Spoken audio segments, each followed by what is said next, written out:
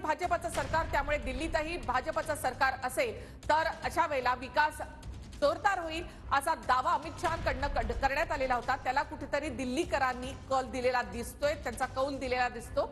आणि आपवर झालेले भ्रष्टाचाराचे आरोप हे केजरीवालांसाठी सगळ्यात मोठा धक्का देणारे ठरले. दिल्ली विधानसभा निवडणुकीसाठी भाजपने आखलेली रणनीती यंदा खूप कामी आलेली आहे असंच या ठिकाणी म्हणावं लागेल. कारण मुस्लिम बहुल भागावर जितकं लक्ष केंद्रित केलं गेलं तेवढाच भाजपनं जाट आणि गुज्जर बहुल भागावर सुद्धा लक्ष केंद्रित केलेलं होतं आणि तिथल्या मतदारांनी सुद्धा भाजपला साथ दिल्याचं या आकडेवारीवरून तरी स्पष्ट होत आहे. तर भाजप 49 आणि आप 20 जागांवर आघाडीवर, काँग्रेस एकाच जागेवर आघाडीवर. दिल्लीमधून आम आदमी पार्टीच्या झाडूचा सुपडा साफ झालेला या ठिकाणी पाहायला मिळत आहे. आतापर्यंतच्या कलांमध्ये आपच्या झाडूला भाजपच्या कमळानं निरुत्तर केलंय. दिल्लीमधून आम आदमी पार्टीच्या झाडूचा सुपडा साफ.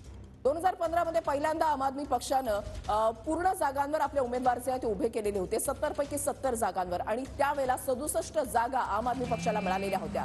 2020 मध्ये 5 जागांची घट झाली, 62 जागांवर आम आदमी पक्ष निवडून आला.